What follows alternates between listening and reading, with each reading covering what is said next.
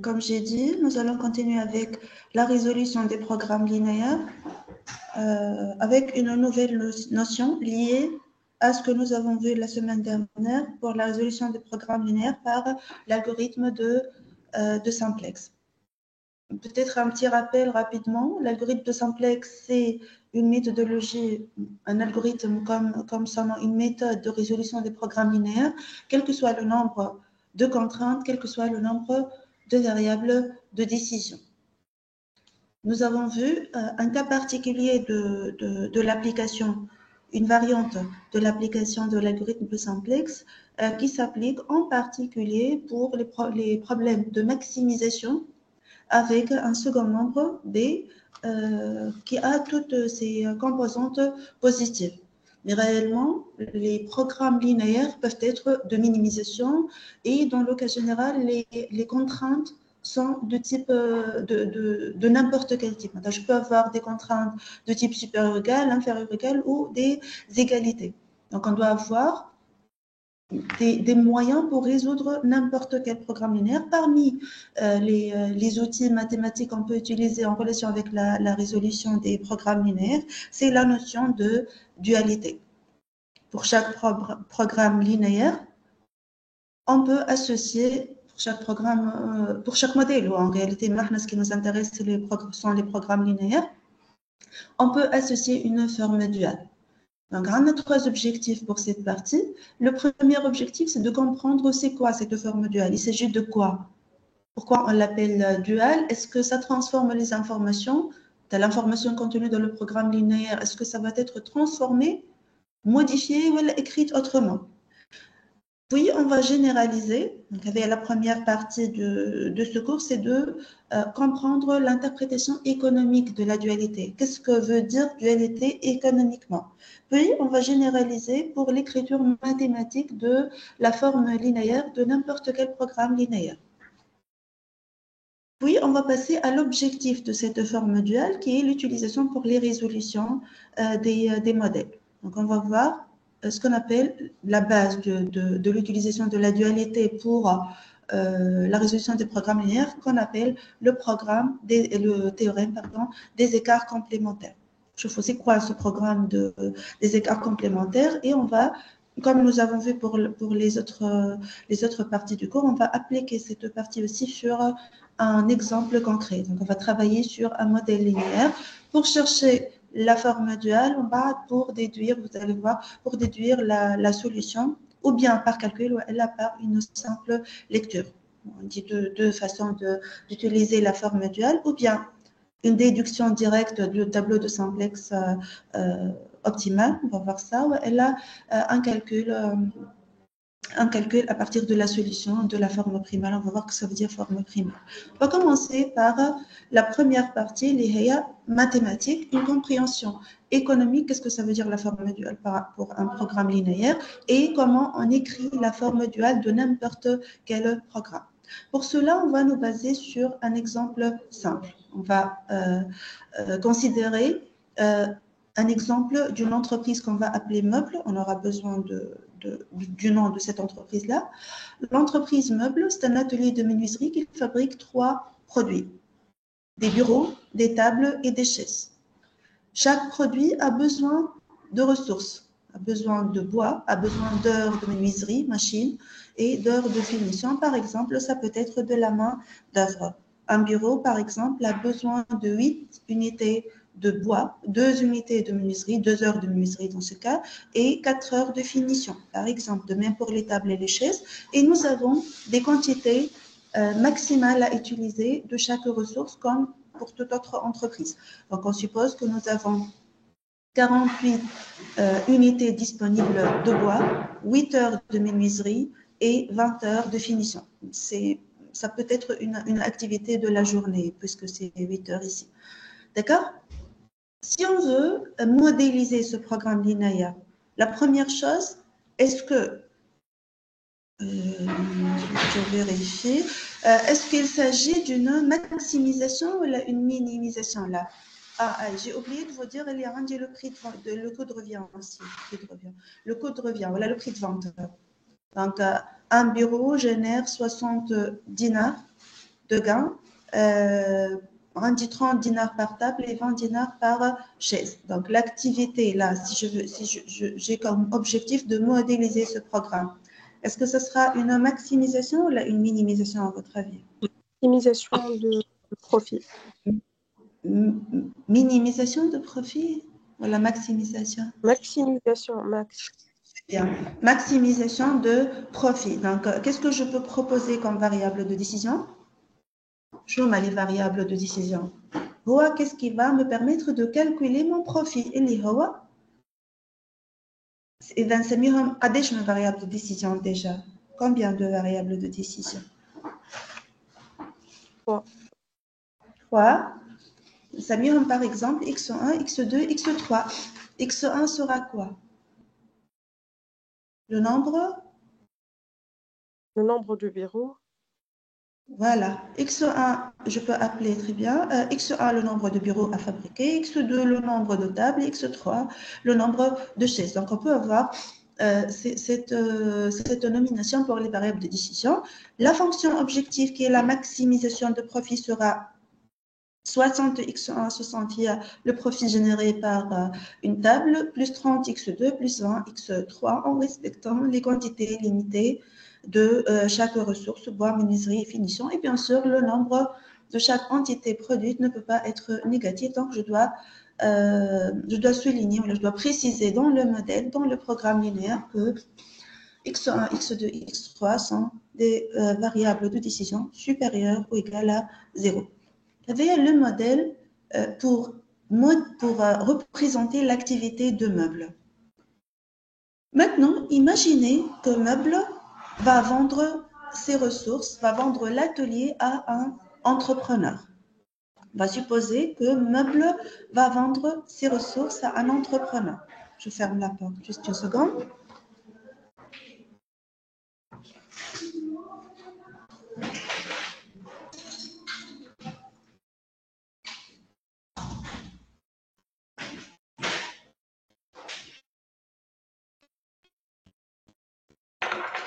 Donc, si Meuble va vendre l'atelier, réellement, elle va vendre quoi, cette entreprise-là? Elle va vendre des plaques en bois, elle va vendre des heures de menuiserie et elle va vendre des heures de finition. Les ressources que nous disposons.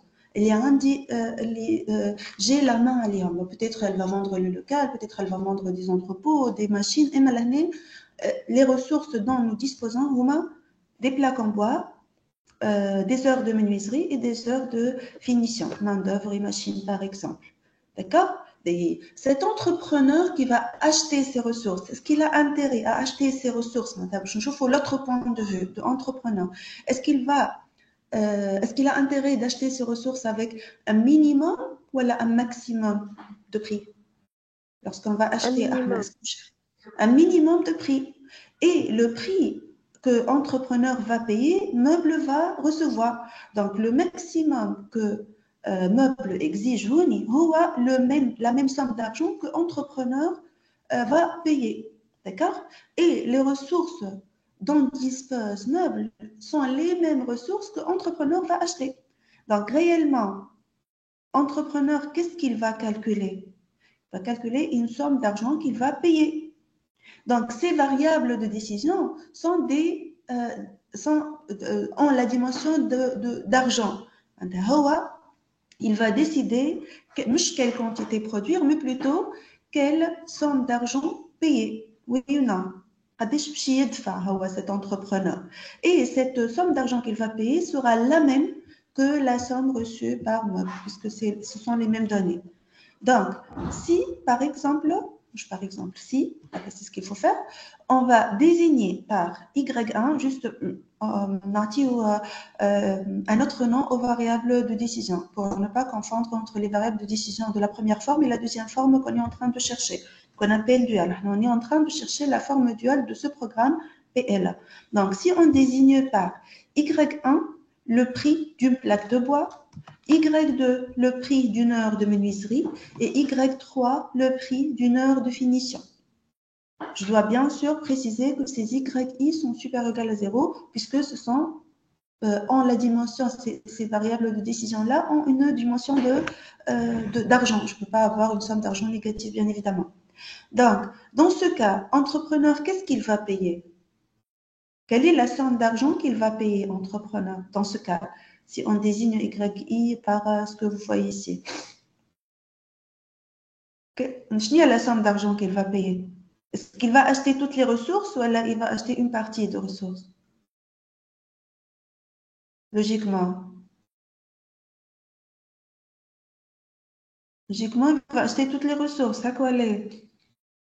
Lorsqu'on achète un projet, est-ce qu'on achète toutes les ressources du projet ou une partie des ressources?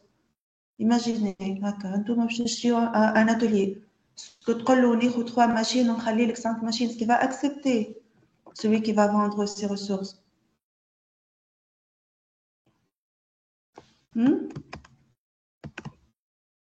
Lorsqu'on veut acheter un projet, est-ce qu'on achète toutes les ressources ou une partie des ressources? Logiquement, là,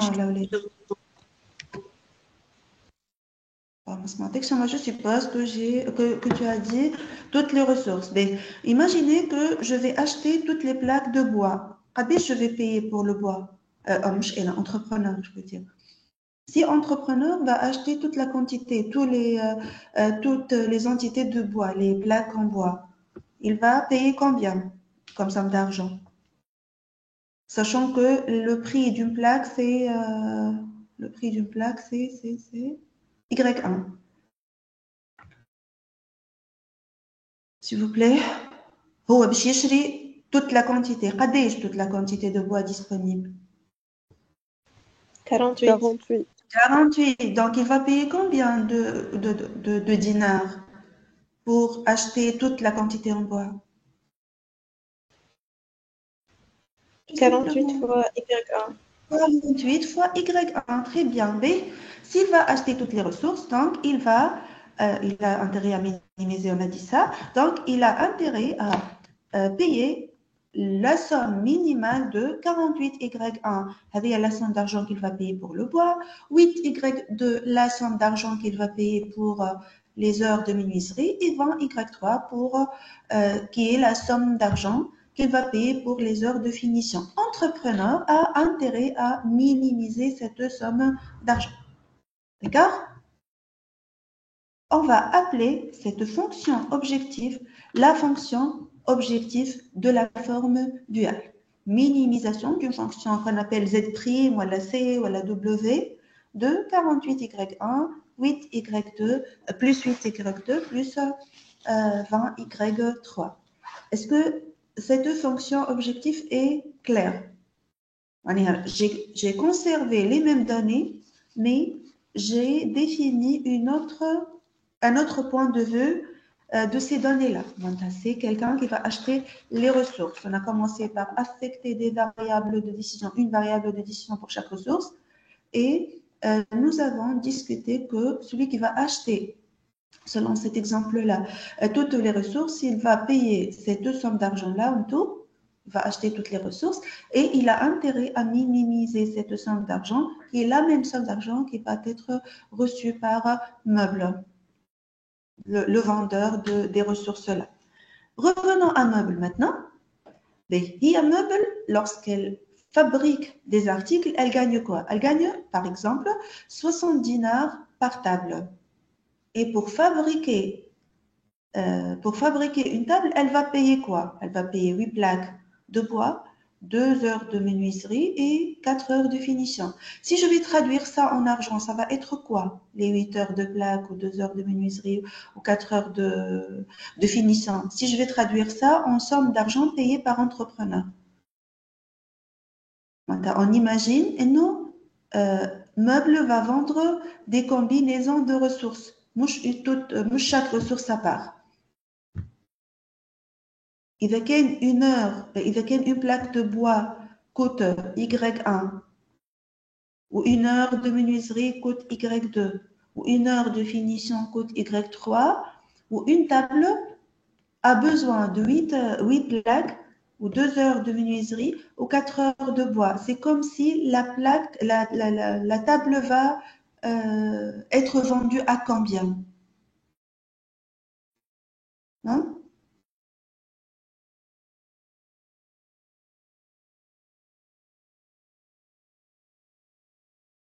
Une table, elle est équivalente à ces ressources-là. Vous êtes d'accord sur ça, voilà. Voilà, si on veut traduire la table en ressources, ça va être oui, 2, 4, oui ou non, selon les ressources dans l'ordre. Et on dit le coût d'une unité. Ce que je peux dire, et nous, le prix de vente d'une table, c'est 8Y1 plus 2Y2 plus 4Y3. Est-ce que je peux dire ça? Oui, je peux dire ça. Je vais plus poser de questions. Hein. Je peux pas parler toute seule, Lena Hakazeda.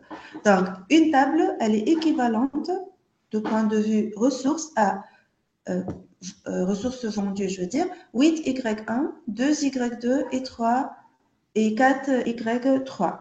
Quand est-ce que Meuble a intérêt à vendre les ressources, la combinaison de ressources heavy, si elle va gagner au moins 60 dinars?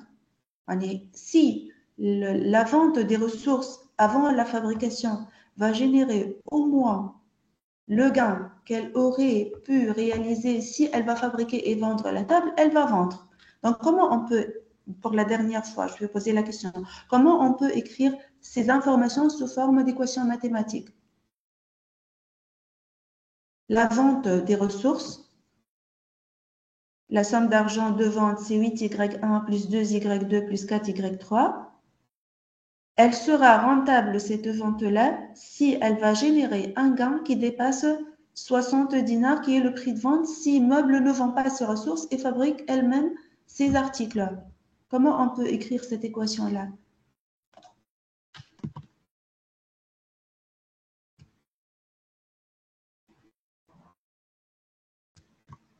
De cette manière. 8Y1 plus 2Y2 plus 4Y3, c'est le prix de vente des ressources avant la fabrication. Si cette combinaison, si la vente de cette combinaison a des prix Y1, Y2, Y3 que l'entrepreneur va payer, va générer un gain au moins égal à la somme d'argent que Meuble va recevoir si elle va produire elle-même les tables, elle va accepter de vendre. Sinon, elle n'a pas intérêt de vendre. De même pour les deux autres articles. Pour je pense, pour table, chaise et armoire, je pense. Pour les deux autres articles, on va raisonner de même. Donc, on dit la fonction objectif, le point de vue entrepreneur, ou on dit les conditions à respecter pour que l'entrepreneur puisse acheter ces ressources-là. La forme initiale, c'est une maximisation avec des ressources limitées. Et là, on va appeler cette forme initiale la forme primale. Ce que nous avons discuté comme forme deuxième forme d'écriture du programme linéaire, on va l'appeler la forme duale. Elle est l'équation de minimisation avec le respect des conditions que nous étions en train de discuter, que j'étais en train de vous le donner. On va appeler cette écriture une forme duale. Donc là, on n'a appliqué aucune règle mathématique. On a suivi une logique sans dire non supérieur devient inférieur ou égal devient supérieur. Donc on a juste suivi la logique de voir les ressources et les gains de l'entreprise que nous avons appelée Meuble qui va vendre ses ressources à un entrepreneur. Et nous avons traduit les mêmes données de la forme que nous avons appelée primale. Les mêmes données sont transformées en un autre point de vue. Donc, on n'a pas changé de paramètres, on n'a pas changé de conditions à respecter, on n'a pas changé de somme d'argent totale ou la déco des ressources. On a juste réécrit les mêmes données d'un autre point de vue. On n'a pas parlé mathématiques. Oui. مادام كي تبدا من الماكسيميزاسيون ما عندها حتى علاقه انها تولي مينيميزاسيون يعني جوست نتبعوا لي دوني نعرفوها وكذا. Pour le moment, on n'a pas parlé de règles mathématiques. C'est ce que j'étais en train de dire. D'accord? La maximisation devient minimisation. Nous avons interprété les données disponibles et nous avons dit que si quelqu'un va acheter les ressources, il a intérêt à payer le minimum possible. C'est basé sur l'exemple, sur une interprétation économique, mouche des règles mathématiques. D'accord? La maximisation ou la minimisation. C'est une logique. D'accord? C'est ça ta question? Oui, madame, merci. Oui, mais réellement, ça, on peut pas, on peut, mais c'est pas notre objectif, interpréter chaque situation pour chercher la forme duale. Donc, on va maintenant généraliser l'écriture de la forme duale. Je vais vous donner des règles mathématiques à appliquer, quelle que soit la forme primale, même si vous n'avez aucune idée sur ce que veut dire x1, x2, je nomme les paramètres, ou de quoi il s'agit pour l'interprétation économique, vous pouvez écrire la forme duale. Donc, ça m'a des règles de réécriture, de transformation d'une forme primale à une forme duale. Donc, on va généraliser. Je connais la Kénis Enta. madame. Hiba, on va généraliser. Indépendamment, est-ce que on sait de quoi il s'agit pour XI? Est-ce que c'est quoi 60 ou 30 ou 20 ou 10 je peux généraliser l'écriture d'une forme duale. Et le deuxième objectif. Peut-être le premier objectif, c'est de comprendre sur un exemple concret qu'est-ce que peut être la signification économique d'une écriture duale. On va généraliser. Qui fait? On va généraliser par des règles d'écriture matricielle. On va traduire. Vous connaissez comment traduire une écriture analytique en écriture matricielle et je vais vous proposer des règles de réécriture. La transformation d'un programme primal en un programme qu'on va appeler dual. C'est-à-dire le programme primal, meuble, le programme dual, le point de vue entrepreneur dans l'exemple. Les XI, les variables de décision du primal. Les YI sont les variables de décision du dual. D'accord? La première chose que nous avons faite, nous avons affecté une variable de décision pour chaque contrainte. Donc, le nombre de variables de décision, le nombre de contraintes de la forme primale qui était une maximisation est devenu une minimisation. Déjà, à la première transformation, la maximisation devient une minimisation. Puisqu'on va affecter une variable de décision à chaque contrainte, donc le nombre de contraintes de la forme primale va être le nombre de variables de décision de la forme duale, Y1, Y2, Y3. بعد شرمان خبينا pardon.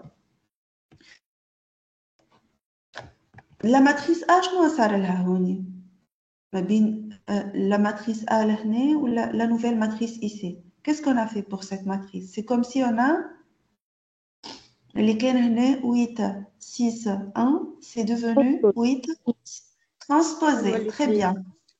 Très bien. Pour la matrice A, dans la forme duale, on va la transposer.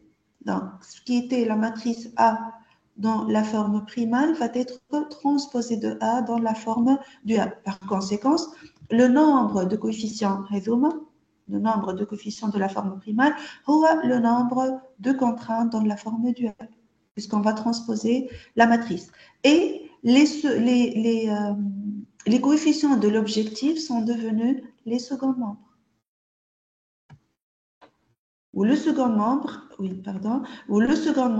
les 15 seconds membres, voilà, les coefficients de l'objectif.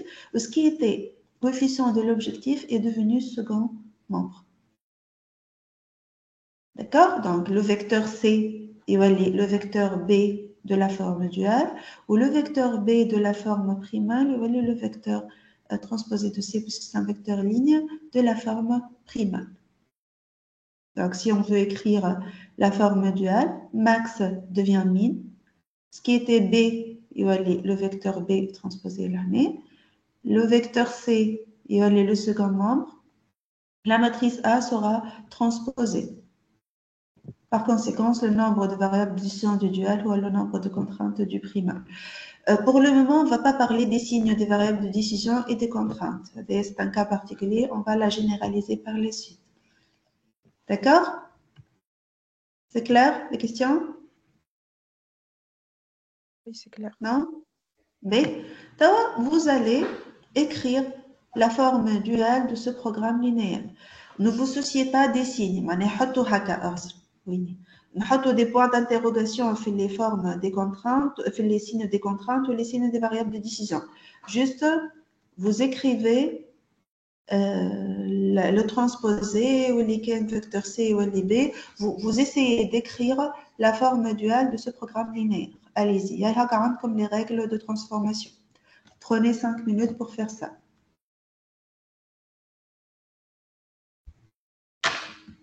Allez-y. Hein.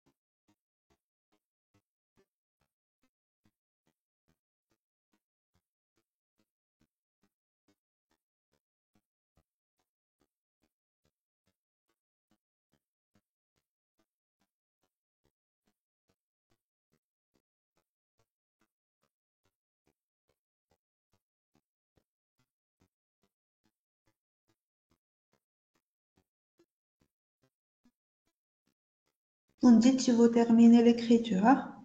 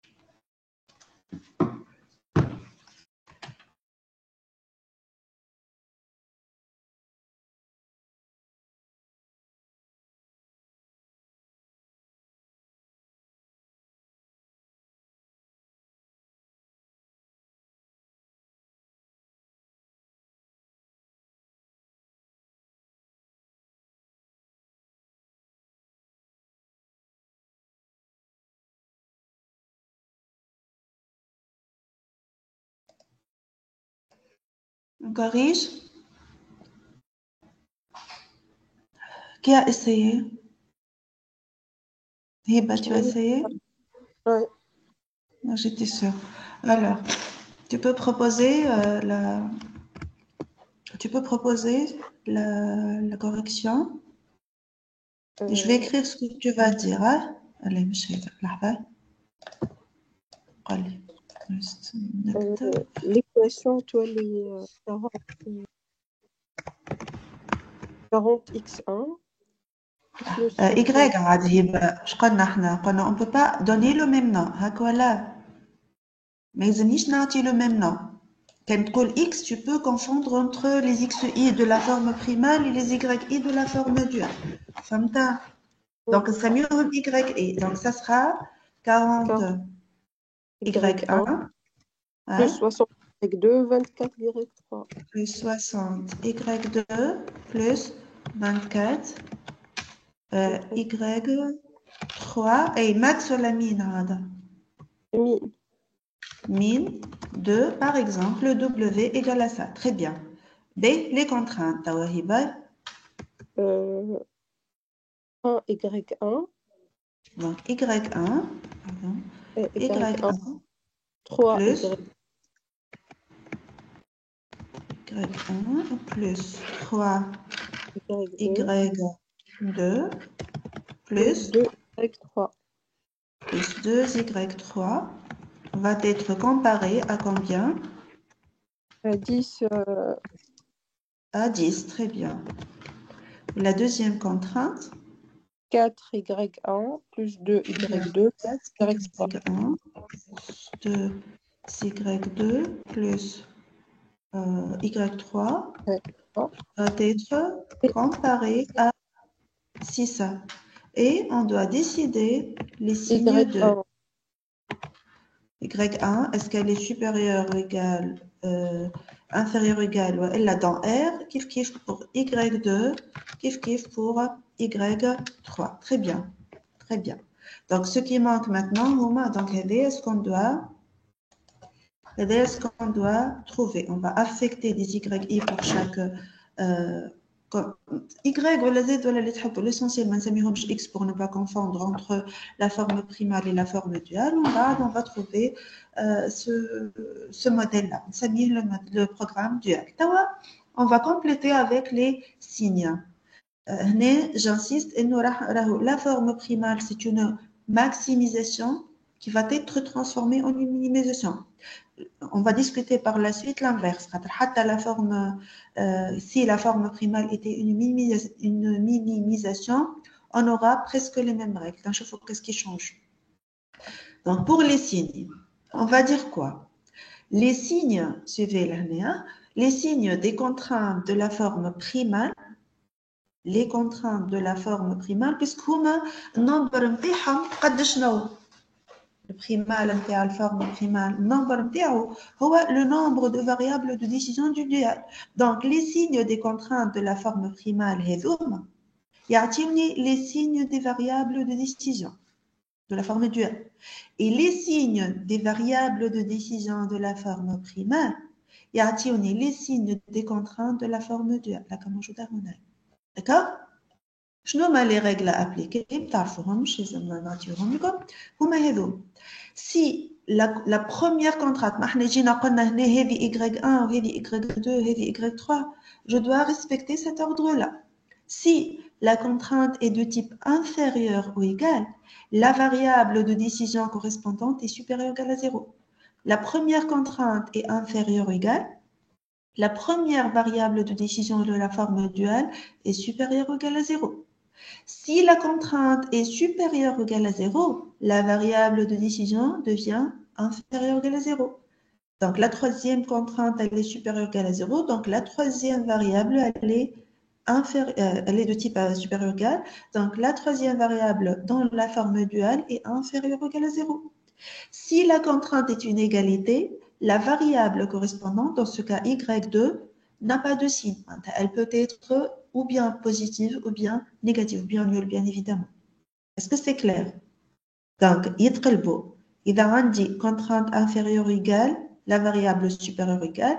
Ou إذا عندي une contrainte supérieure ou égale, la variable devient inférieure ou égale. إذا كان la forme primale est une maximisation et par conséquent la forme duale est une minimisation. Est-ce que c'est clair? Donc, on tabac contrainte par contrainte pour déterminer le signe des variables, variable par variable. D'accord? C'est bon? Oui, madame. C'est bon. Ben, merci.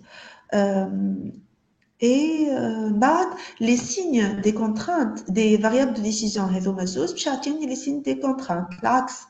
Donc, si la variable est supérieure ou égale à 0, la contrainte reste supérieure ou égale. La première variable de décision est supérieure ou égale à 0, donc la première contrainte de la forme duale est supérieure ou égale. La deuxième variable est inférieure ou égale, donc la contrainte reste inférieure ou égale. Donc, la transformation d'une forme primale de maximisation vers une forme duale de minimisation, l'écriture de la transposée ou le C ou le B avec on est d'accord à lire les colorés. Sinon, pour les signes des variables de décision, seront l'inverse des signes des contraintes du primal. Pour les signes des contraintes du dual, seront les mêmes que les signes de variables de décision du primal en respectant l'ordre. D'accord? هذايا max min. Des questions? D'accord. Je vais garder la même forme du programme primal. Je vais changer une seule chose. Le max va être min. Donc, la forme primale, je dois les min de 10 x1 plus 6 x2. Les formes duales. Pour l'écriture de la matrice ou le min ou le max, la flèche sera inversée. Hein? Le min ou le max. Ce qui était le second membre, il va aller le vecteur C. Ce qui était le vecteur C, il va aller le second membre. Ou la matrice A, qui est 1, 4, ou elle est transposée, 1, 4, 3, 2 ou 2, 1. Pour les signes maintenant, on doit lire le tableau, le même tableau que nous avons utilisé pour déduire, voilà, pour calculer les signes de la forme duale de minimisation à partir de la forme primale de maximisation, retourner la flèche qui fait shmishi haka. La seule chose que je change lorsque j'ai un programme primal de minimisation, j'inverse la flèche. Bien sûr, j'inverse la flèche en bas de l'année primale duale. Mais le primal, les dual, et je garde les mêmes écritures. Donc, est-ce que ma بكري قلنا من الماكس للمين الcontrainte تتقلب pour les variables de décision. La contrainte sera inversée pour les variables de décision. Lorsque je transforme le programme linéaire de min vers max, si la contrainte est supérieure ou égale, la variable va rester supérieure ou égale. Donc, mettre le bouche. D'accord? Donc, la première variable de décision yi sera comment dans ce cas? Le min le max. Est-ce que la première contrainte est supérieure ou égale ou la inférieure ou égale? Fait le primal. Inférieur ou égal. Donc, la première variable de décision, تقعد inférieure ou égale à Inférieur 0. ou égal. Très bien. Donc, là, il faut faire, bien sûr, appartient à R ou l'égalité, on doit respecter. Donc, il faut faire attention. Dima, ramna les mêmes écritures de supérieur, inférieur. Lorsque je vais transformer un programme de maximisation vers un programme de minimisation, naqra le tableau de la gauche vers la droite. Lorsque je vais transformer un programme primal de minimisation vers un programme dual de maximisation, naqra le tableau de la droite vers la gauche. Ce tableau est à connaître, ok? Emma, Ida, vous avez compris l'exemple de meuble entrepreneur. On n'a pas utilisé de règles mathématiques. Donc, ce que nous avons fait, les contraintes inférieures égales, les variables de décision supérieures égales, donc il est beau de max vers min, et l'inverse sera pour la transformation min-max. D'accord? Donc, il faut comprendre ces règles de transformation en se basant sur un exemple que vous vous rappelez de l'exemple d'un meuble entrepreneur. D'accord? Est-ce qu'on a besoin de tout ce tableau pour écrire la forme duale? Les amis, qu'on a dit toutes ces informations, voilà, ça me suffit d'avoir ça. Est-ce que ces trois lignes sont suffisantes pour que vous écrivez toute forme duale de tout programme primal? Est-ce que ça Oui, suffit, madame. Kana? Oui. Hiba? Friel. Feriela, je suis en train de vous noter pour cette séance. Donc, Hiba, Feriela. Donc, ça suffit. Comme juste ces trois lignes, vous pouvez écrire toute forme duale pour le moment. Vous n'aurez aucune information. Par exemple, comme vous déduisez les règles d'écriture. D'accord? Là, je vais vous proposer deux exemples. Si vous écrivez les deux exemples correctement, on passe à autre chose, sinon on dit comme d'autres exemples. D'accord? Mais, à transposer, on peut en passer. D'accord, je vous accorde kiff kiff 3 voilà 4 minutes pour écrire la forme duale de ce programme linéaire. Allez-y, hein? D'accord? Écrivez la forme duale de ce programme linéaire.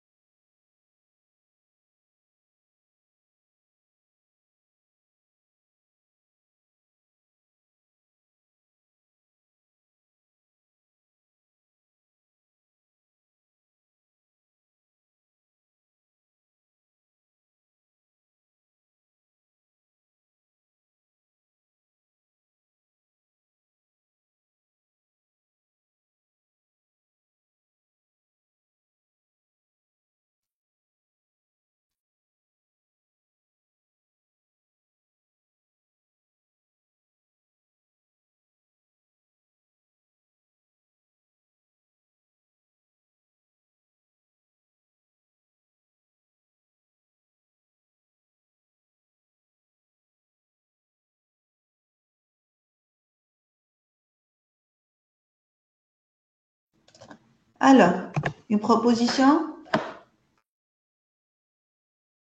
Est-ce que vous avez trouvé ça?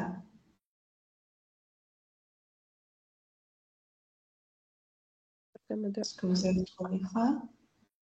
Qu'il faut que ça m'a un écart, on le discute. Hein? Est-ce que vous avez trouvé ça? Là? مدام Oui. في confusion في حاجة قضية. الكونترانت الأولى ما هي inférieure ولا supérieure الدوزيام هي لا هي راهو الكونترانت الأولى تعطيني الفاريابل الأولى فهمت؟ أوكي. هما دي كونترانت يعطيوني لي فاريابل ولي فاريابل يعطيني الكونترانت ما ينجمش يكون اوترومون خاطر انت باش تعمل باش تجي تقول هذه باش نعطيها اون فاريابل ايكغيك ان معناها النومبر دو فاريابل اصلا هو النومبر دو كونترانت النومبر دو فاريابل دو دوال هو النومبر دو كونترانت دو بريمال فهمت؟ اوكي. عرفت وين غلطتك؟ سي بون ميرسي. انت عملت هذه انفيريور دونك هذه تقعد انفيريور. لا لا يتقلبوا خاطر انت tu as affecté une variable هوني فهمت هوني كل contrainte tu lui as affecté une variable de décision donc هذه تعطيك سيني الاولى تعطيك سيني de la première variable de décision la deuxième variable de décision la troisième variable de décision بعد العكس la première contrainte la deuxième contrainte donc هذه max min donc si la variable de décision est supérieure ou égale la contrainte تقعد supérieure ou égale خاطر احنا عندنا un programme primal de maximisation. D'accord? Passe au deuxième exemple. Oui, سامحني مادام oui. معناتها السوبيريور ويجال معناتها ديما نقلبوهم معناتها نحطوا العكس que ce soit supérieur ou inférieur. Contrainte variable ou la variable contrainte? قصدي من الأول كانت inférieur ou égal à 40 من بعد هنا ولات supérieur ou égal à 10. يا Juste بنت حبيت كنت تسمع نعرف فيا شنطول. اسمعني. justement ما فهمتش برشا علاش. الكونترانت افضل هون. شوف تابلو الكونترانت تعطيني signe de la variable de décision. Donc هي كانت inférieure ou égale à 40 ولات هوني supérieure ou égale à 0 مش ولات supérieure ou égale à 10 هوني. فهمتني؟ les contraintes يعطيوني les signes des variables. donc هي مش كانت inférieure ou égale à 40 ولات supérieure ou égale à 10 كانت inférieure ou égale à 40 ولات supérieure ou égale à 0 خاطر الكونترانت يعطيوني لي فاريابل دو ديسيجن. فهمت؟ والليجال واللي بعدها دون ار ليغال يبدا عندي ان كونترانت ايغاليتي هذايا معناها دون ار معناها نا با دو سينيو ريستران الاي 2 بوتيتر بوزيتيف و نيجاتيف داكور. دونك تكتب هكا انفيريور ولا تقول سون سينيو ريستران ولا تكتبها ابارتيان ا ار. داكور داكور ميرسي مدام عاشق. توا دوزيام اكزومبل من مين للماكس. بروني كيلكو مينوت كيف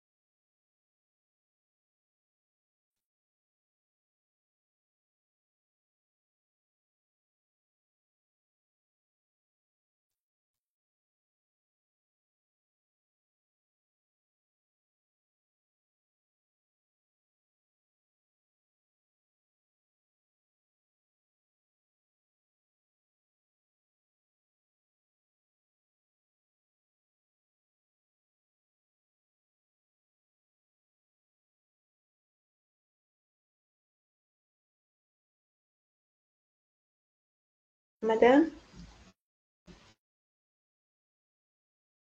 Oui, oui, ça y est. فستيني دي فاريابل فما كان x1 كهو. باهي اش معناها؟ معناها x2 peut prendre n'importe quel signe. كي ما عطيونيش علاش انا جنسيس كي تعملوا الموديل نقول لكم il faut préciser les signes de variable. خاطر implicitement si vous ne précisez pas le signe d'une variable معناها راهي elle peut prendre n'importe quelle valeur. كأنه عندك x2 appartient à r dans ce cas. D'accord? Donc deuxième contrainte كيفاش باش تكون؟ Une égalité. Très bien. Donc vous aurez ça. Est-ce que vous avez trouvé ce modèle? Normalement, vous devez trouver ça. Hein? Oui? Non? Oui, madame. Très bien. Donc, on n'a pas besoin d'avoir d'autres exemples. Là, puisque vous avez compris, on va passer à autre chose. Et alors, je vous propose ce programme linéaire à combien de variables de décision? 3 variables de décision et 2 contraintes. Est-ce que vous pouvez résoudre ce programme linéaire par la méthode graphique? Est-ce que vous pouvez résoudre le programme linéaire HEDA par la méthode graphique?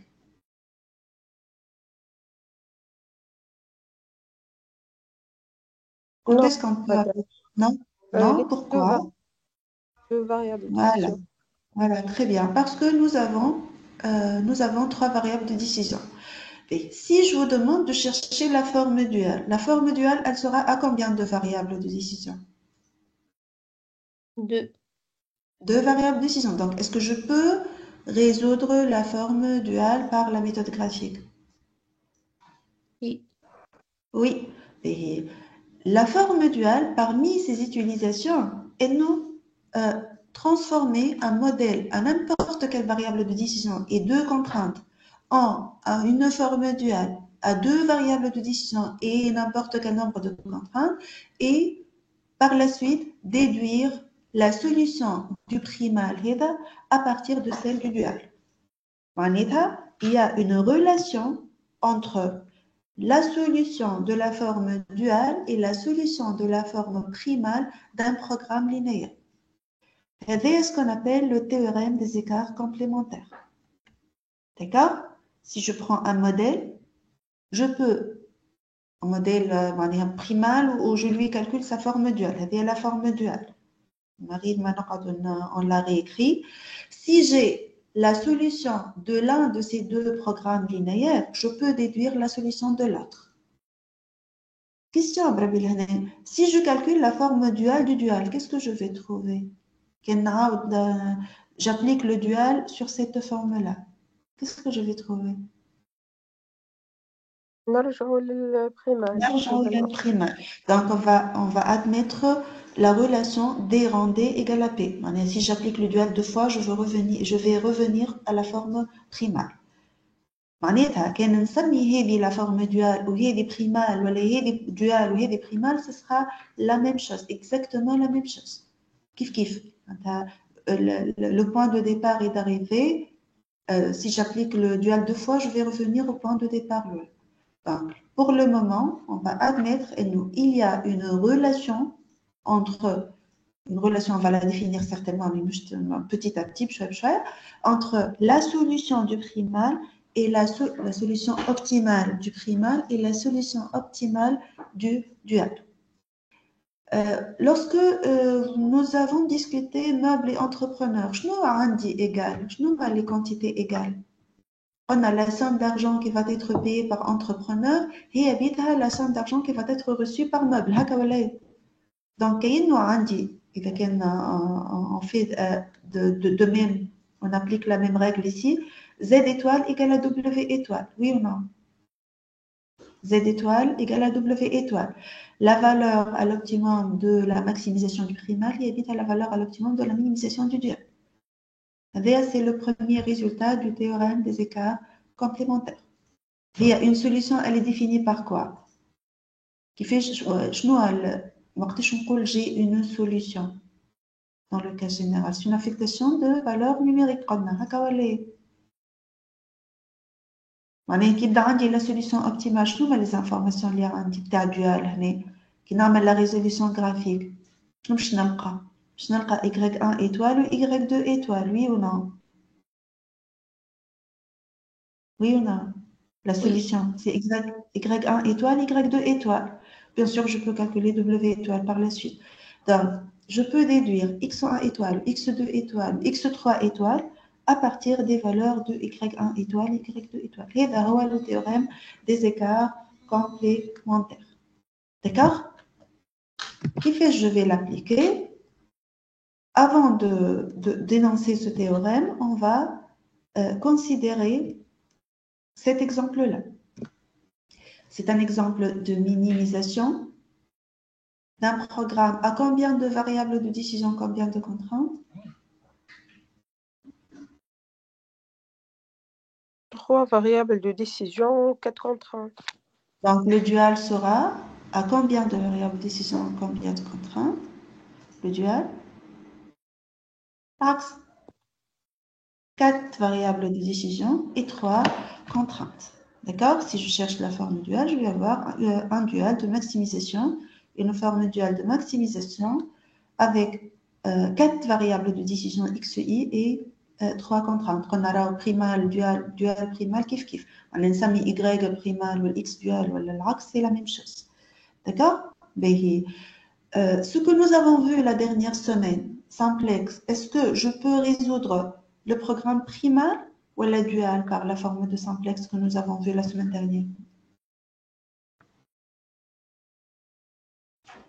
On a la première forme chnia. أول حاجة نعملها pour appliquer l'algorithme de simplex chnia. La forme canonique. canonique. Canonique. Est-ce que le primal ou la dual a une forme canonique ici? Avec un second membre positif. Dual. Le dual. Donc, est-ce que vous êtes capable de résoudre la forme dual par l'algorithme de simplex? Oui, normalement, vous êtes capable de résoudre le dual par l'algorithme de simplex. C'est ce que nous avons fait. Nous avons résolu. Vous pouvez vérifier ça chez vous. En classe, en classe, mais je vais vous donner directement la solution. C'est à 4 variables de décision, 3 variables d'écart pour la forme standard et nombre de contraintes ou le nombre de variables d'écart. Et ici, 4 contraintes ou 4 surplus, des contraintes supérieures à 0. Et si on va, je vais revenir à ça, si on va résoudre le modèle de maximisation qui a une forme standard, je peux appliquer l'algorithme de simplex et nous allons trouver, vous pouvez vérifier que nous allons trouver x1 étoile égale à 0, x2 étoile égale à 4, x3 étoile égale à 0 et x4 étoile égale à 1. Bien sûr, on peut calculer z étoile à partir de ces valeurs-là. Le théorème des écarts complémentaires, oui. dual من الأول نعملوا الفورم بريمال نردوه فورم كانونيك ولا لازمنا كيفاش نعرفوا انه نبدلوا dual ولا نبدلوا بريمال هو فورم كانونيك toutes les formes peuvent être résolues par simplex. Ce que vous avez vu, comme une seule variante. شنو هي la variante? إنه يكون عندك un problème de maximisation وفي الفورم canonique عندك un second membre positif. لهنا كانت تبدل هذه maximisation. ومش تولي لا فورم كانونيك شنو لازمك تعمل؟ تبدا ملتيبليي كلهم هذوما باغ موان 1 هكا ولا باش تبدلها لا فورم كانونيك. خاطر قلنا لا بروميير ايتاب احنا في الفاريانت اللي شفناها لا سيمين ديرنيير قلنا انه لا بروميير ايتاب بور الالغوريثم دو سامبلكس انه يكون عندي فورم كانونيك. شنو معناتها فورم كانونيك؟ ان بروبليم دو ماكسيميزاسيون des variables de décision positives ou nulles et des contraintes de type inférieur ou égal. Donc, ناقصني كان les contraintes كنبدل هذه min de c égale à moins max de moins c. On applique juste la règle. من غير ما نعمل le calcul de la forme dual. شو قد ناقصني انه هذوما les contraintes يكونوا inférieur ou égal. هكا ولا كيفاش نعملهم inférieur ou égal باللي règles de transformation? Je multiplie par moins 1. Donc, شو اللي عندي هوني moins 10, moins 15, moins 60, moins 84. وإحنا قلنا إنه la variante de simplex que nous avons vue en classe, elle s'applique uniquement الفاريانت هذيك راه مش simplex mais اللي إحنا شفناه في الكلاس قلنا إنه يلزم un second membre supérieur ou égal à 0. Donc je ne peux pas appliquer simplex sur les règles de transformation que nous avons vues. هذاك علاش on a utilisé une deuxième méthode اللي هي on cherche la forme duale باش تعطيني ce qui est demandé. Une forme canonique, maximisation inférieure ou égale et des variables de décision supérieure ou égale à 0 et un second membre supérieur ou égal à 0 qui m'a calculé la variante, qui m'a les besoins de la variante de simplex que vous avez vu en classe. D'accord? Donc, إذا أنت تعرف toutes les méthodes de simplex, tu peux résoudre n'importe quel programme ou ترجع l'autre programme. Mais احنا شفنا واحد برك شفنا كان la possibilité de résoudre ce type de programme. D'accord? فهمت هبة je sais pas هبة ولا فريد هبة d'accord خاطر أنا مانيش نشرح فيكم أنا راه كاين في البريزونطاسيون باهي دونك عملنا la résolution par simplex de ce programme linéaire ولقينا les solutions. Alors ce qu'on va faire, on va مش calculer la solution du dual mais on va déduire la solution. Les y étoiles ou c étoiles, on va la déduire directement de la solution du primat. كيفاش؟ en appliquant كما قلنا le théorème des écarts complémentaires. Avant d'appliquer ce théorème, on va discuter une notion. يلزمكم تفهموها. Il faut absolument comprendre cette notion-là. Il y a la notion de saturation des contraintes. شنو معناتها une contrainte saturée? Pour expliquer cette notion, je vous propose cette équation-là, cette inéquation. x1 plus x2 plus 2x3 inférieur ou égal à 11. On suppose qu'à l'optimum, x1 égale à 1, x2 égale à 2 et x3 égale à 4. La valeur de la contrainte égale à combien dans ce cas? La valeur de la contrainte. Il faut remplacer juste les xi par leur valeur. Voilà. Remplacer xi par leur valeur. يولي 11 يعني اوبتيمال. يعني مش اوبتيمال. نو ما نحكيوش على انا قلت لك اللي لا solution elle est optimale. Donc la valeur de la contrainte à l'optimum est égale à 11 اللي هو exactement égal au second membre. شنو معناها؟ معناتها اذا كان par exemple imagine اللي هي un nombre d'heures ال 11 هذه معناها j'ai consommé toutes les heures disponibles. Quand j'ai des plaques en bois qui m'a décrit l'exemple de meubles, j'ai consommé toutes les plaques en bois. Donc, je ne la contrainte, si à l'optimum, sa valeur, si je remplace les xi par leur valeur, n'est pas exactement la valeur du second membre, on coule, cette contrainte, elle est saturée. La contrainte est dite saturée si à l'optimum, sa valeur est exactement égale au second membre. Est-ce que c'est clair? Je résous le programme linéaire, je les xi étoiles, les valeurs des variables de décision à l'optimum. Si, en calculant la contrainte, je trouve que sa valeur est exactement égale au second membre, on colle cette contrainte, elle est saturée. Ça m'y a une contrainte morte. Est-ce que c'est clair? Je suppose que c'est clair. Est-ce que pour ces valeurs, la contrainte est saturée? On suppose qu'à l'optimum, x1 étoile égale à 1. Non, parce que tout simplement, sa valeur est différente de la valeur du second membre. Donc, on coule tout simplement la contrainte est non saturée. D'accord? Donc, il faut comprendre la notion de saturé, non saturé. De tamazeda morte. إذا كان saturé morte, نسميوها une contrainte liée. زيدا نجم نقول contrainte saturée, contrainte morte, contrainte liée. Pour le moment, on va garder contrainte saturée si sa valeur à l'optimum est exactement égale au second membre. Sinon, c'est une contrainte non saturée. Le théorème des écarts complémentaires, je vais si dans la forme primale, عندي une contrainte saturée, la variable de décision relative في الforme duale, elle n'est pas forcément nulle, elle n'est pas nulle. Nulle, mais n'est pas forcément nulle.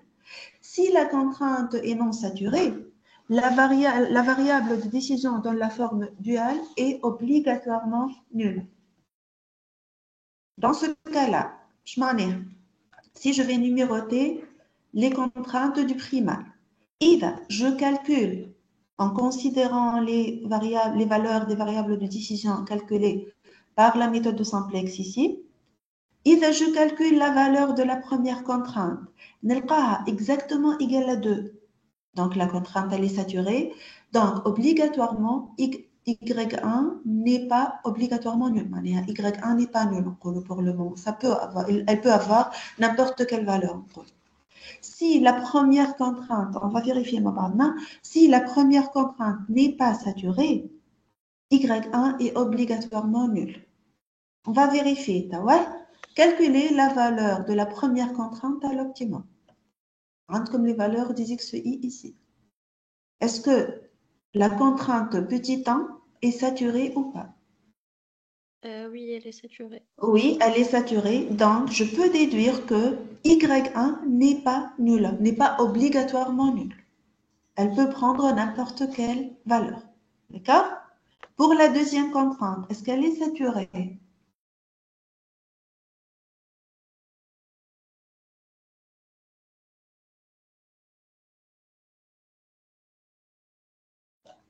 Oui.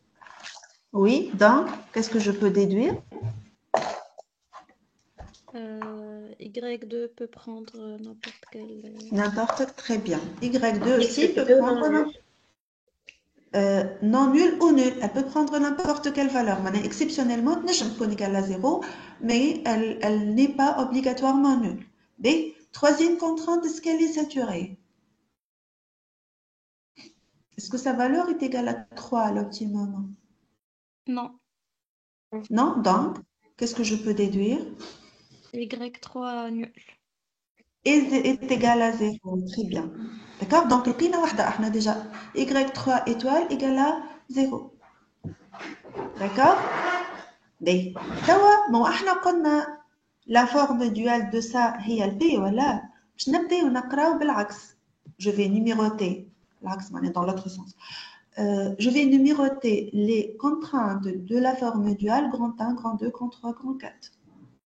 ونجي انا شنو هما les informations اللي عندي؟ Est-ce que j'ai des informations sur les YI؟ ما عنديش. عندي des informations sur les XI. Si je vous dis, qu'est-ce qu'on peut déduire en considérant les X2 étoiles, si X2 étoile est non nul, qu'est-ce que je peux déduire par rapport à cette deuxième contrainte? Imaginez que vous avez calculé, vous avez affecté X1 à cette contrainte, X2 à cette contrainte, X3 à cette contrainte et X4 à cette contrainte. Si la contrainte est saturée et non saturée, la variable de décision du dual est nulle. Si la contrainte est saturée, la variable de décision peut prendre n'importe quelle valeur. Donc, si l'année, on considère X2 étoile qui n'est pas nul, qu'est-ce que je peux dire sur ces deux contraintes-là? Puisque j'ai X2 étoile non nul, qu'est-ce que je peux dire sur la deuxième contrainte? Est-ce que je peux dire que la deuxième contrainte est saturée? Puisqu'on a, il y a la contrainte est saturée, il y a la variable correspondante dans la forme duale est nulle. Est-ce que je peux dire, et non, la contrainte grand 2 est saturée, selon le théorème des écarts complémentaires?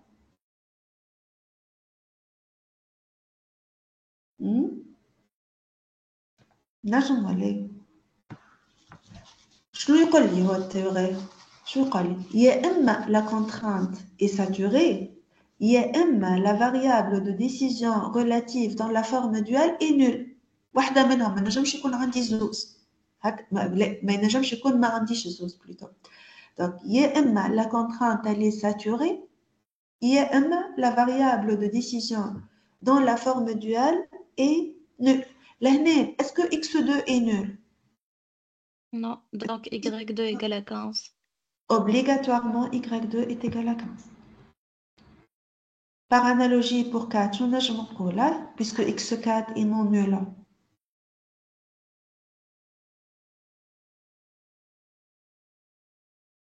نجم عليها la quatrième contrainte ici, puisque X4 étoile est non nul.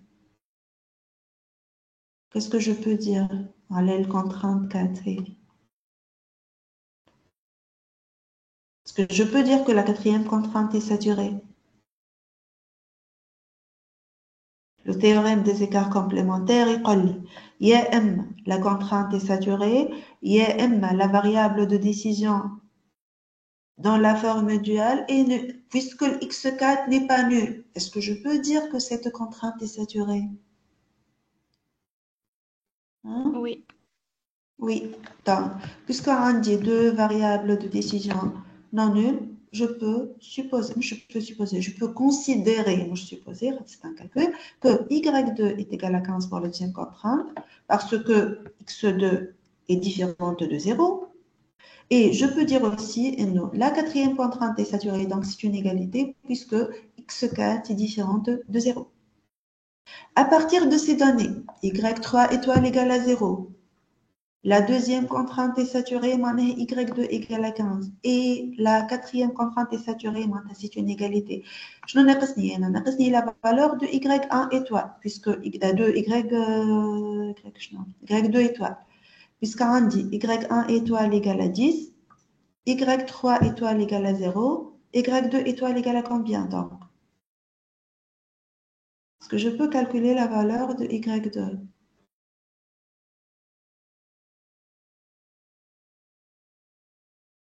Je remplace 75. ici ça. مش 75. كيفاش 64 Y1 égale le 10 Y2. non لا انا غلطه 2 هي ال Y2 égale à 15 كيما مكتوب هوني قاعده نقرا بالغلط. Y2 égale à 15 احنا قلنا هكا ولا Y2 égale à 15 oui ou Y3 égale à 0 donc Y1 égale à combien انا قلت بالغلط ما مكتوب صحيحه. alors 65 sur 2 لا مش 65 sur 2 باش تعمل هذه باش تحول هذه باش تعوضها ب 15 وهذه ب 0 donc ça sera 95 moins 15 égale à 80 tu divises par 2 pour trouver 40 هكا ولا oui B. Donc لقينا les trois variables de décision à l'optimum du dual à partir de la solution du primal en appliquant le théorème des écarts complémentaires. اللي يقول لي شنو هو le théorème شكون يفكرني في théorème des écarts complémentaires ou bien la contrainte est saturée ou bien la variable, la contrainte du primal est saturée, ou bien la variable de décision correspondante dans le dual est nulle. Je m'en ai une contrainte saturée. Les variables d'écart ou elle le surplus est nul. هذايا كي نبدا عندي égalité معناتها راني le surplus égal à 0 وهنا كي يبدا عندي égalité الاولى مادام لقيتها égal à 1 معناها la variable d'écart est nulle هكا ولا كي نلقاها égal à 2 معناها باش نلقى la valeur de la variable d'écart E1 égale à 0. Donc, théorème des écarts complémentaires شي يقول لي يا إما la variable d'écart dans la forme primale est nulle يا إما la variable de décision correspondante dans la forme duale est nulle يا إما la variable le surplus dans la forme primale est nulle ou bien la variable de décision dans la forme duale est nulle. وإلا les deux bien sûr le produit. D'accord? Est-ce que vous avez compris que les Y3 étoiles égale à 0, Y2 étoile égale à 15 ou Y1 étoile égale à 40? Est-ce qu'il y a des questions? Des questions? Oui, non? Non? Oui? non madame وي مدام قليا؟ مدام لي غريك تنجم تعاودي لي كيفاش لقيناها 40 نجم. Est-ce que tu as compris Y3 égale à 0, Y2 égale à 15? ouais فهمت الموضوع؟ باهي. Est-ce que tu as compris pourquoi on a mis égal ici? خاطر عندي Y4 différent de 0. Donc, je remplace ici Y2 par 15. Je remplace Y3 par 0. Je vais aller rendre 95 moins 15 égale à 2Y. 80 égale à 2Y. Je divise par 2, je trouve la valeur de Y. D'accord?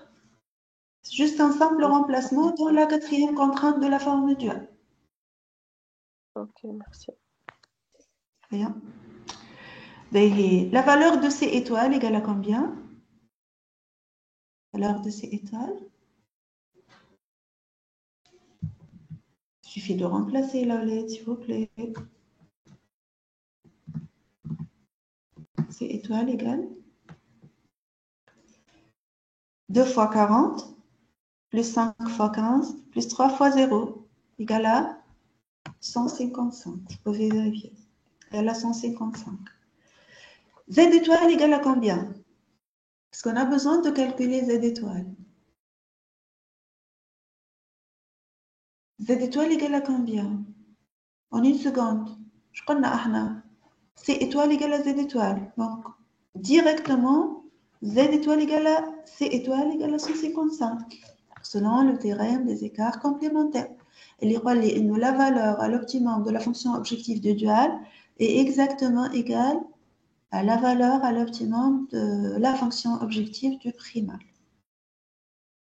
Donc, on a appliqué le théorème des écarts complémentaires pour déduire la solution du dual à partir de la solution du primal.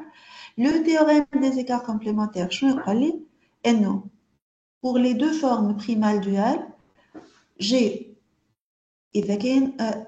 considère que la forme primale et la forme duale, j'ai ou bien l'écart, une variable d'écart ici, variable d'écart I dans la forme primale est nulle, ou bien la variable de décision correspondant dans la forme duale est nulle.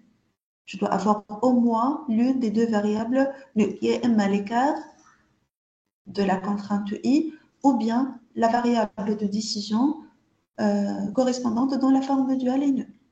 Si je considère que ça, c'est la forme primale et ça, c'est la forme duale, ou bien j'ai le surplus nul, qui m'a dans ce cas-là, ou bien j'ai la variable de décision nulle dans la forme primale. Donc, c'est dans ce cas.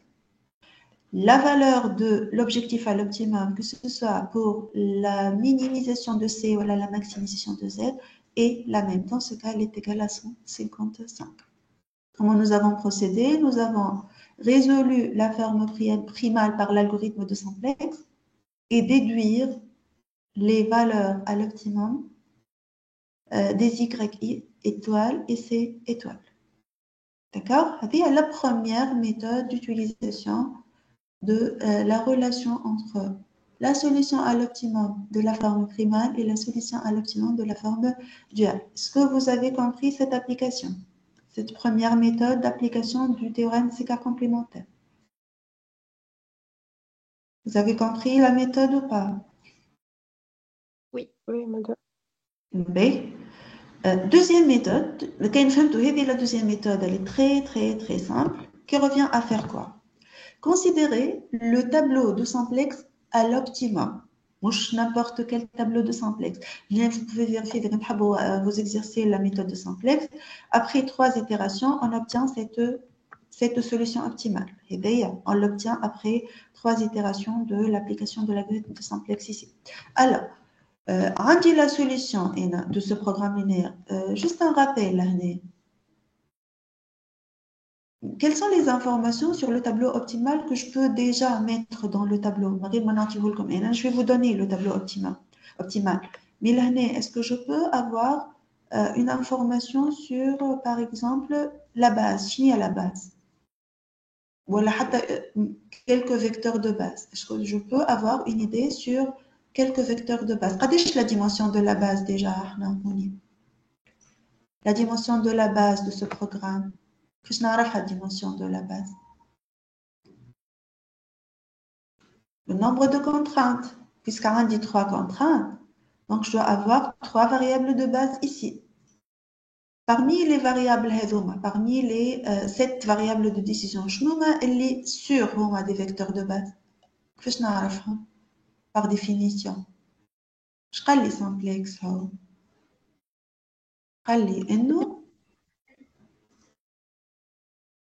Les variables hors base sont nulles, ont une valeur nulle à l'optimum.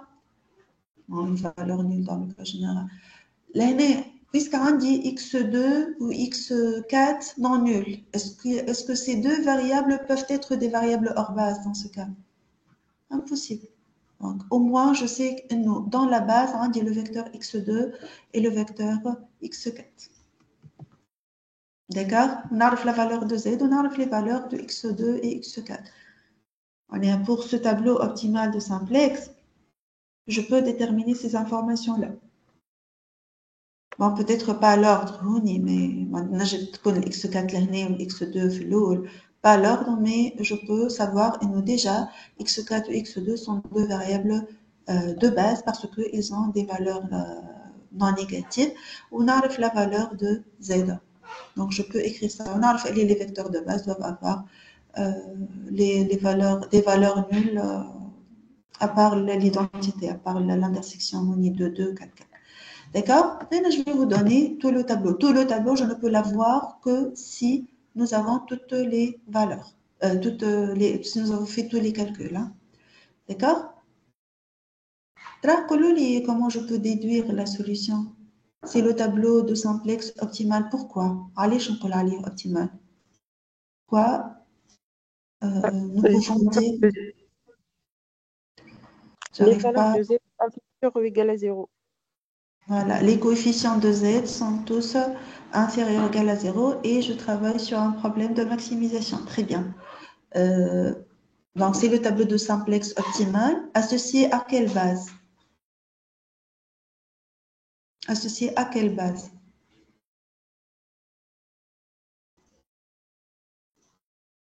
Alors, les 3 vecteurs de base.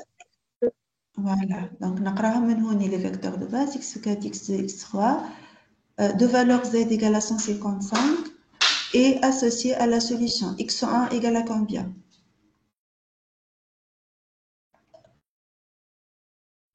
0, 0, x2, 4, 4, très bien, x3, 0, x4, 1, e1, e2,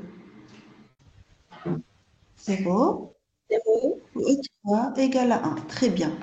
Donc, هذه la solution optimale calculée à partir du tableau de simplex. Donc, comme شفنا بكري, on peut, إذا كان عندي uniquement ça, je peux déduire la solution du dual كما كنا نشوفوا توا en appliquant le théorème proprement dit.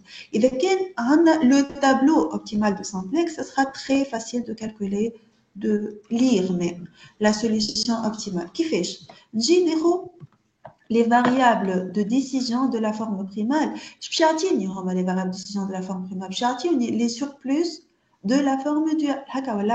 On dit les valeurs à l'optimum des surplus, je peux les déduire à partir des coefficients à l'optimum de la fonction z en multipliant par moins 1. Donc, on dit les variables du primal, on dit S1 égale à 30, S2 égale à 0, S3 égale à 10, S4 égale à 0.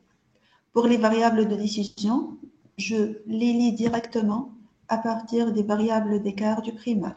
Donc, Y1 égale à 40, Y2 égale à 15, Y3 égale à 0, c'est bien ce que nous avons trouvé en appliquant analytiquement le théorème de cas complémentaire. Donc, c'est une lecture directe à partir du tableau de simplex.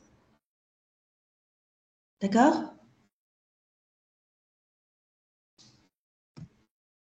Des questions?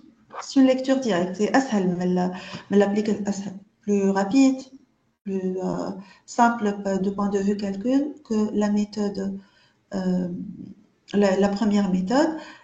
Emma, il faut avoir le tableau de simplex.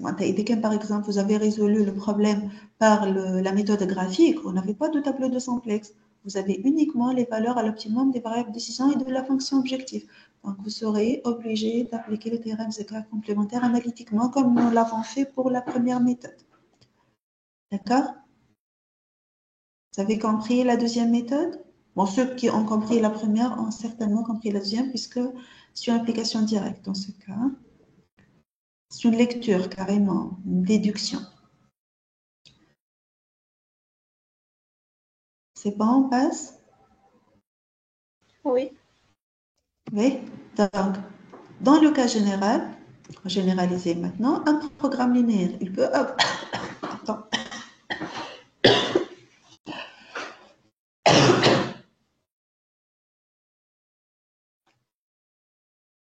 Dans le cas général, un programme linéaire, il peut avoir une seule solution. Il peut avoir une infinité de solutions. Il peut avoir 2, il peut avoir 10, il peut ne pas avoir de solution.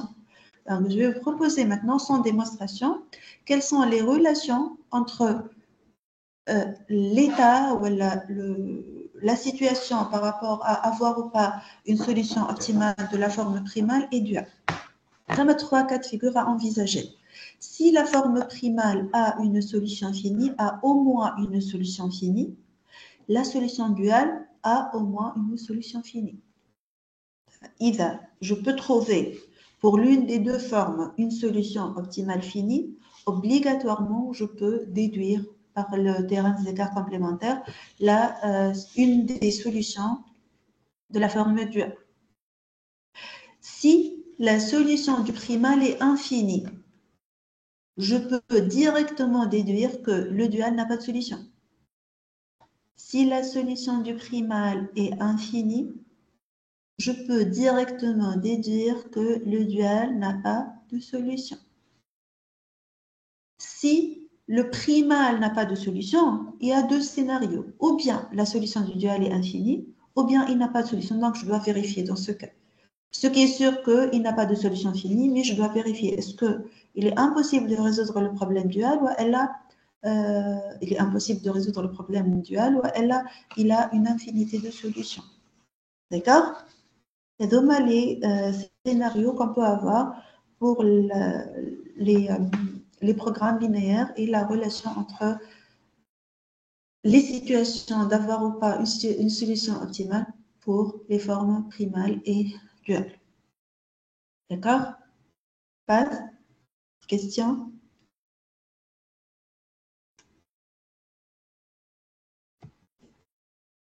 On résume le théorème des écarts complémentaires. Le dual du dual est égal au primal. On doit toujours nous rappeler de cette relation-là. Si j'ai une contrainte saturée à l'optimum d'une forme, d'une des contraintes de la forme primale obligatoirement, la variable de décision correspondante peut prendre n'importe quelle valeur. Si la contrainte, par contre, elle est non saturée, la variable de décision correspondante dans la forme duale est obligatoirement nulle. Donc, on peut traduire ces deux contraintes-là par l'équation le produit primal dual égal à 0, donc ou bien le surplus égal à 0, ou bien la variable de décision égale à 0. Et ou bien la variable d'écart égale à 0, ou bien l'yi dont la forme duale est égale à 0. L'essentiel, avoir un produit, bien sûr, on peut avoir les deux variables nulles. J'insiste sur ça. Il y a des cas particuliers, oui. Là, la variable d'écart est nulle dans le dual et la variable de décision du primal est nulle. L'essentiel, on doit garantir un produit nul pour la solution à l'optimum primal dual et la relation entre la variable d'écart du primal et la variable de décision correspondante dans le dual, le surplus du dual et la variable correspondante du primal. Là, je me connais les deux nuls. Et d'ailleurs, comment on peut déduire la solution du dual à partir du primal?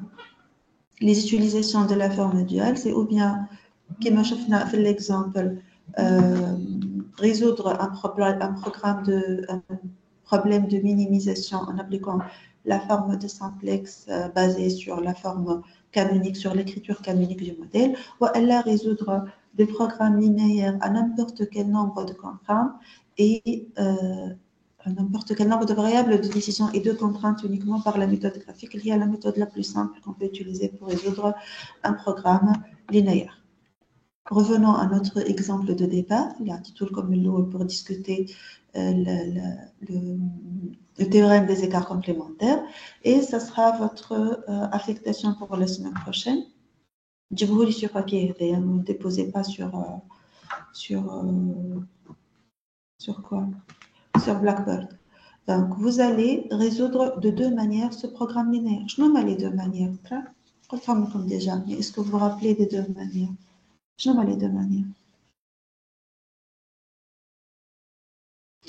La première méthode, c'est l'algorithme de simplex. Vous appliquez directement simplex. Sinon, vous cherchez la forme duale, résoudre la forme duale par la méthode graphique, appliquer le théorème des écarts complémentaires pour trouver la forme primale, pour trouver la solution de la forme primale.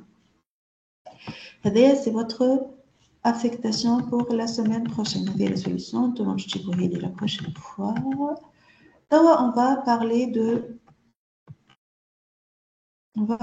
de cette. On va finir la séance par cet exemple. Si je vous donne ce tableau pour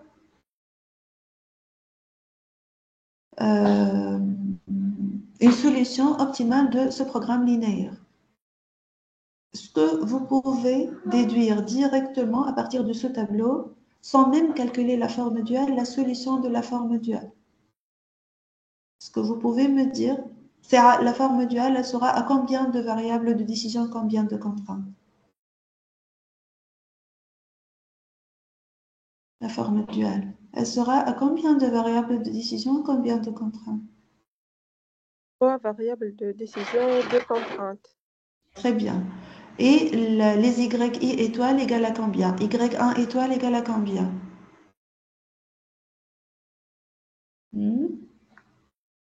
نقراهم من هوني من E1, E2, E3 هذوما هما. Donc Y1 étoile égale à 1. Y2 moins positif. Donc je multiplie par moins 1 égale à 1. Y2 étoile égale à 1. Y3 étoile égale à 0. W étoile égale à combien?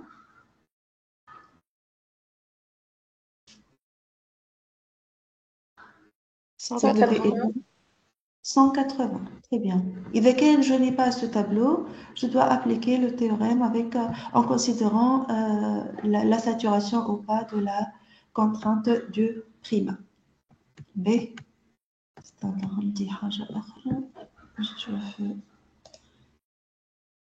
Je vais continuer sur un exemple. La semaine dernière, je me rappelle. Tel comme la semaine prochaine, quand je fais au dual, on va discuter. Allez, on va discuter les deux questions et les mécanismes. Donc, تفكر هنا شفنا cet exemple. تذكروه l'exemple هذا عملنا له la résolution en classe. On a effectué, je pense, 3 itérations. ولقينا إنه هذه c'est la forme, c'est la solution optimale. تفكروه هذه la semaine dernière. أنا نتفكروا مش مشكلة. تفكرتوه. Donc, est-ce que la solution optimale est unique? On a discuté ça. On a elle est unique parce que j'ai uniquement 2 zéros à la forme, à l'optimum. Et la question maintenant, oui, la solution optimale.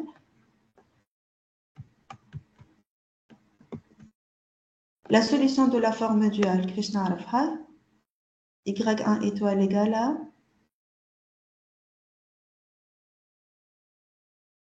y1 étoile égale à combien? Selon le tableau optimal de simplex. 3. 3. Ou y2 étoile égale à 1. Ou z étoile égale à 320. Est-ce que vous pouvez proposer une autre méthode pour résoudre ce programme linéaire? On a la résolution par simplex. Qu'est-ce que je peux faire autrement? Ce que j'étais en train de dire. Ouais. Allez-y, comment on peut résoudre ce programme? Chercher la forme duale, ce sera Transformation en dual et faire la représentation graphique. Et calculer graphiquement la solution du dual, on revient vers la déduction par l'algorithme, par le théorème des états complémentaires. Très bien. B. Je pense on l'a discuté. Dans ce cas, qu'est-ce que je peux dire sur la solution optimale de ce tableau? Le vecteur entrant, c'est le vecteur x6. On a discuté ça la dernière séance, je me rappelle bien. x6, c'est le vecteur entrant. Et lorsque je vais chercher le vecteur sortant, je trouve, non, je ne peux pas calculer un vecteur sortant parce que tous les coefficients de la colonne sélectionnée sont inférieurs ou égaux à 0. Donc, je peux dire que ce programme linéaire, ce problème, il a une solution infinie. Si je cherche la solution du programme dual, qu'est-ce que je peux dire sur la solution du dual? Puisque le primal a une solution infinie. Donc, le dual chbi.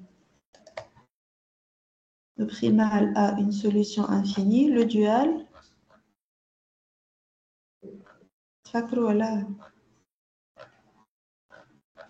Solution infinie, c'est ça? Solution infinie, c'est ça. On vérifiera. Oui, non. Donc, le primal, il a une solution finie. Le dual a obligatoirement une solution finie. Si le dual n'a pas de solution, j'ai deux scénarios. Si le primal, il a une solution infinie, le dual n'a pas de solution. Si le primal a une solution infinie, le dual n'a pas de solution. Si le primal n'a pas de solution, il y a deux scénarios. Donc, dans ce cas, puisque le primal a une solution infinie, puisque je n'ai pas pu déduire, calculer à partir du tableau de simplex un vecteur sortant ou un vecteur entrant, le dual n'aura pas de solution. Donc, si vous calculez la forme dual, vous n'allez pas être capable de lui trouver une solution. D'accord? Donc, le travail pour la semaine prochaine, cet exercice-là, vous allez résoudre la forme duale par la méthode graphique. On va déduire la solution du dual. Bien, la deuxième chose, avant, un test la semaine prochaine. Et nous, semaine 5 ou 6, semaine 6 ou 7, vous aurez un test. Votre test sera pour la semaine 6. La semaine prochaine, vous aurez un test sur graphique, simplex ou dualité. Même je n'appelle comme la modélisation. Ce sera un test de 30 à 45 minutes avec un exercice qui portera ou bien sur toutes les parties ou elle sur une ou deux parties. Est-ce que l'information est claire? Oui. Donc, il faut passer le message pour les absents, s'il vous plaît. Je vais envoyer un mail là quand même. Vous passez le message à vos camarades absents la semaine prochaine, où le test sera au début de la séance à 9h. Puis, on passe aux applications. D'accord? Des questions? Non? Pas de questions? Donc, à la semaine prochaine, mais là, c'est moi.